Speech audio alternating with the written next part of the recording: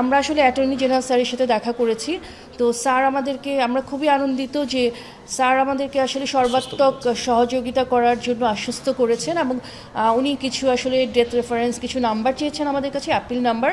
এগুলো যদি আমরা প্রোভাইড করি, স্যার বলেছেন যে যত দ্রুত সময়ের মধ্যে সম্ভব এটা উনি চেষ্টা করবেন, যে ওনারা চেষ্টা করবেন যে এটাকে যাতে কার্যকর করা যায় এবং একটা দৃষ্টান্তমূলক মানে ব্যবস্থা যেন দেশের মানুষজন দেখতে পারে, যেটা মানুষ প্রত্যাশা করে আছে।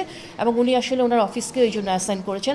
আমরা আন্তরিকভাবে স্যার এবং স্যারের যে টিম আছেন তাদের সবাইকে ধন্যবাদ জানাচ্ছি আমাদেরকে আশ্বস্ত করার জন্য, কারণ আমরা দিন শেষে আমরা কিন্তু ভিকটিম পরিবার। আমি, আমার বোন, আমার মা, এবং শুধু আমরা নই, দেশের মানুষেরও কিন্তু মেজর সিনহা ভাই।